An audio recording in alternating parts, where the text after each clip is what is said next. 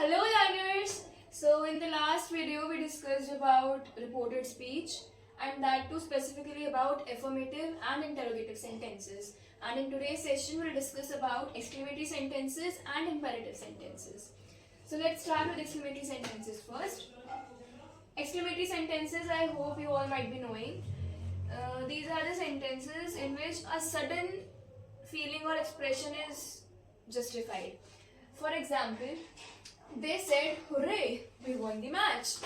It means they were in hurrah जो word होता है वो excitement को represent करता है जब भी आप कुछ होते हो या कुछ ऐसी चीज हुई होती है जो unexpected होती है और अच्छी है तो आप excitement में आप खुशी में बोलते हो ना hooray we did this we did that तो उसी सेंस में यहाँ पर यूज हुआ है they said hooray we won the match.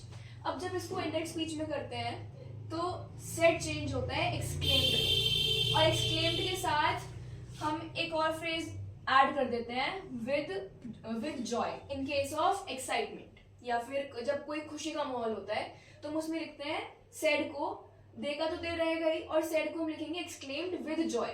ये जो वर्ड है एक्सक्लेम्ड ये तो सारे एक्सक्लेमेटरी सेंटेंसेस में यूज होगा बट विद जॉय अब वो विद जॉय है विद सॉरो है या फिर विद ग्रीफ और सॉरो का मतलब सेम होता है या फिर जो भी सेंटेंस का मूड है ना उस हिसाब से हम यहाँ पर वर्ड यूज करेंगे विद के साथ. तो यहाँ पर जॉय वाला खुशी वाला माहौल था तो इसलिए हमने जॉय यूज करा है.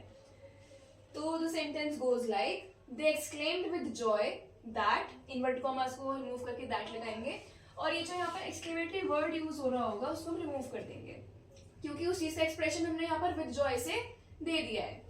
दैट वी का we is what first person pronoun और जो फर्स्ट पर्सन प्रोनाउन है वो किसके अकॉर्डिंग चेंज होता है सब्जेक्ट के अकॉर्डिंग. मैंने सन रूल में बताया था यहाँ पर है दे तो इसलिए हमने वी का कर दिया दे.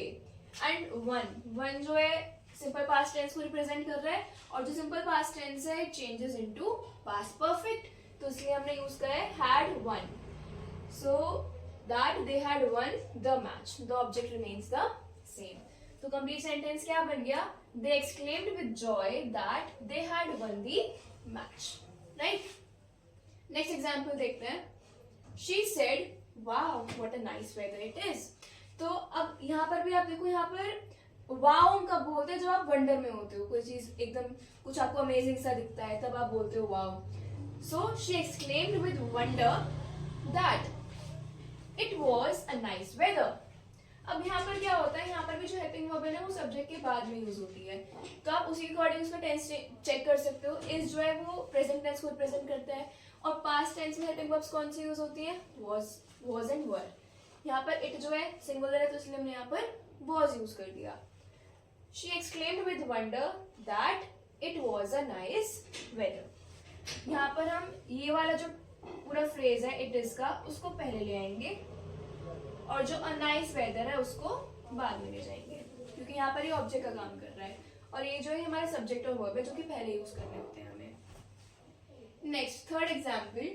He said alas my brother failed in his examination. जो अलास वर्ड है वो डिस्क्राइब करता है किसी भी सॉरोफुल सिचुएशन को तो इसलिए हमने यहाँ पर क्या लिखा है he exclaimed with sorrow that his brother failed in his examination. देखो माय था यहाँ पे माय जो है वो फर्स्ट पर्सन प्रोनाउन होता है तो इसलिए हमने उसको सब्जेक्ट के अकॉर्डिंग चेंज कर दिया. ही था तो हमने यहाँ पर क्या कर दिया ही का और यहाँ पर माय जो है ये पोजेशन शो कर रहा है तो इसलिए हमने यहाँ पर पोजेसिव प्रोनाउन यूज करा है माय की जगह पर हिज अकॉर्डिंग टू सब्जेक्ट क्योंकि यहाँ पर ही था. ठीक है. अगर यहाँ पर शी होता तो हम यहाँ पर यूज करते हर ब्रदर. ओके लेकिन यहाँ पर ही है तो इसलिए हमने यहाँ पर यूज किया his brother failed in his examination. तो पूरा सेंटेंस क्या बन गया he exclaimed with sorrow that his brother failed in his examination. I hope I was clear. So okay तो अब इम्पेरेटिव सेंटेंस का केस देखते हैं. इम्पेरेटिव सेंटेंसेस क्या होते हैं पहले वो समझते हैं. इम्पेरेटिव सेंटेंसेस में आते हैं या तो कोई जब किसी को कमांड कर रहा है किसी को कोई ऑर्डर कर रहा है या फिर किसी को सजेस्ट कर रहा है कोई एडवाइस दे रहा है तो या फिर एक और आता है इसमें जब कोई किसी को प्लीज करता है ठीक है अर्ज करता है तो वो सब जो है इम्पेरेटिव सेंटेंसेस का पार्ट होते हैं. एग्जाम्पल देखते हैं. दैट स्पीच में कोई सेंटेंस लिखा हुआ है he said to the servant open the door. तो जो भी एक ही पर्सन है वो सर्वेंट को क्या देगा वो ऑर्डर ही देगा उससे रिक्वेस्ट तो करेगा नहीं कोई सर्वेंट से. या पोलाइटली रिक्वेस्ट भी कर सकता है, बट इस केस में ऑर्डर सीम हो रहा है क्योंकि ओपन द डोर है, ठीक है। जब भी कोई सेंटेंस वर्ब से स्टार्ट होता है, डायरेक्ट वर्ब से स्टार्ट होता है, तो वो इंडिकेशन होता है कि हाँ ये इंपेरेटिव सेंटेंस है, उसमें कोई सब्जेक्ट नहीं आ रहा, सीधा वर्ब से कोई सेंटेंस स्टार्ट हो रहा है, मेन वर्ब से, तो वो इंपेरेटिव सेंटेंसेस में हम मान सकते हैं कि वो इंडिकेशन होती है। जैसे यहाँ पर ओपन द डोर, तो ओपन एक वर्ब होती है, ओपन से सेंटेंस स्टार्ट हो रहा है तो इंपेरेटिव सेंटेंस हो गया। टर्न अराउंड, टर्न भी एक वर्ब है।